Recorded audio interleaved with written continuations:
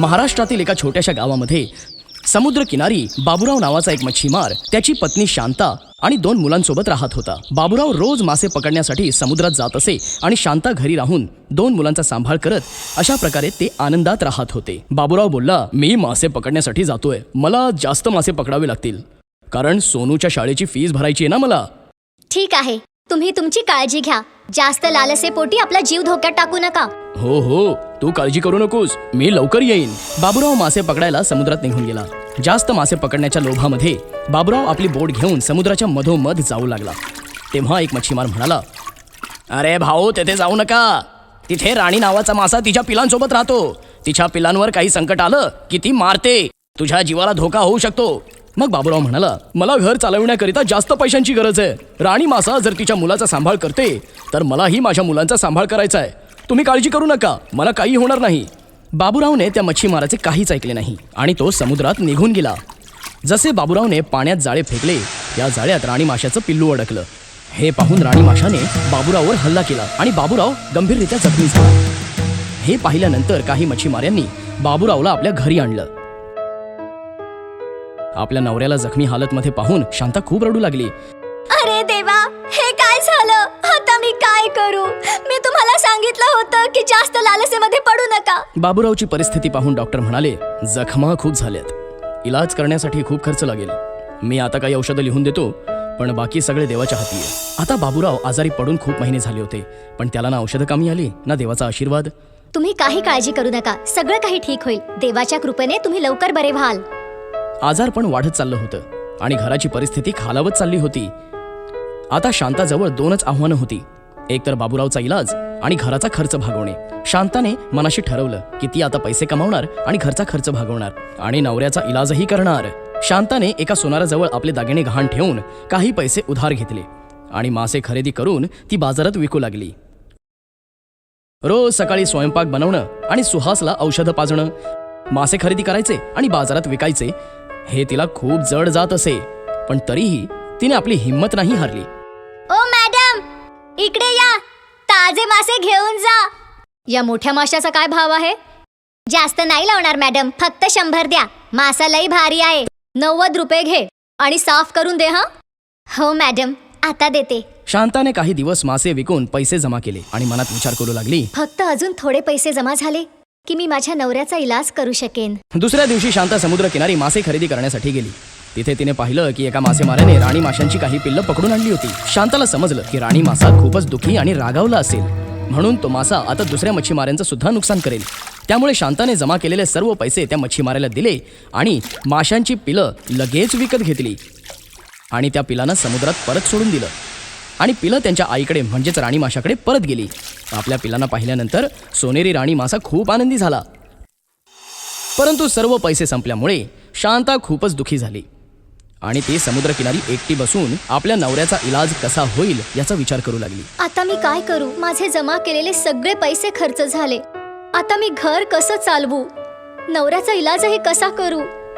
तेव्हा समुद्रकिनारी राणी मासा आला आणि म्हणाला, तुझ्या दुःखाचं कारण मीच आहे बाळा. तुझ्या नवऱ्याला मीच घायाळ केलं होतं, पण इतकं सगळं झालं असतानाही तू माझ्या पिल्लांना वाचवलंस. तू खूप दयाळू आहेस आणि इमानदारही आहेस, म्हणून तुझ्यासोबत मी वाईट होऊ देणार नाही. राणी माशाने तोंडातून 3 अनमोल हिऱ्यांच्या अंगठ्या काढल्या आणि म्हणाली, या 3 अंगठ्यांमुळे तुझं जीवन सुरळीत होईल, कारण तुझ्या मनात काहीही लालसा नाहीये. त्यामुळे या अंगठ्यांवर तुझाच हक्क आहे. शांताच्या डोळ्यातून आनंदाश्रू आले आणि राणी मासा तिथून निघून गेला.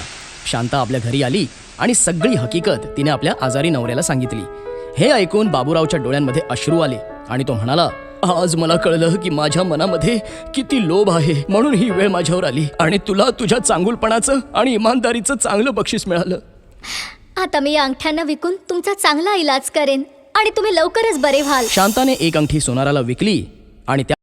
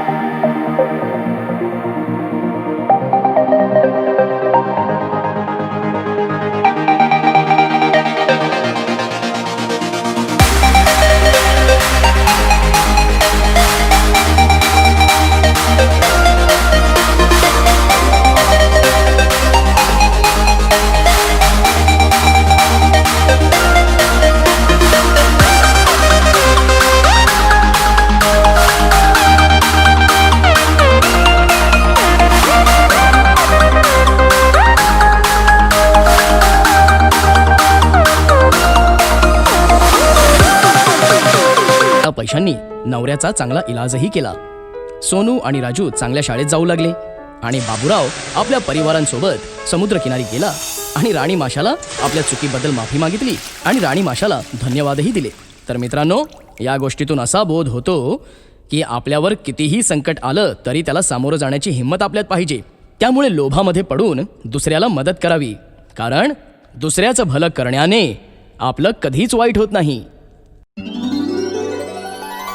जादूचा पोपट.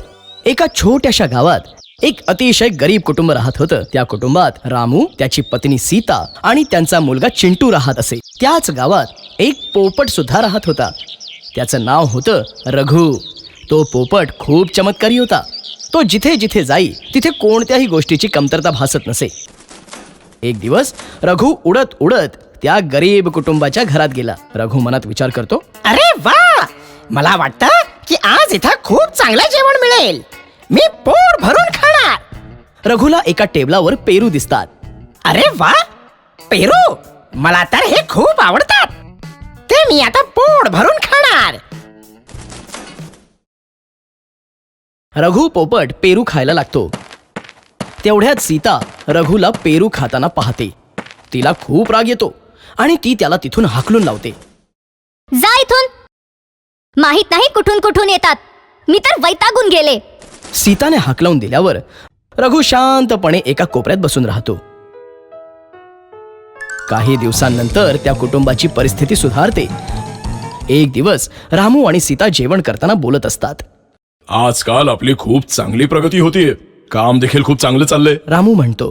त्यावर सीता म्हणते, खरं सांगताय, परमेश्वराची अशीच कृपा असली पाहिजे आपल्यावर. चिंटू बाबांना म्हणतो, पप्पा पप्पा, मला एक छानशी खेळणी घेऊन द्या ना.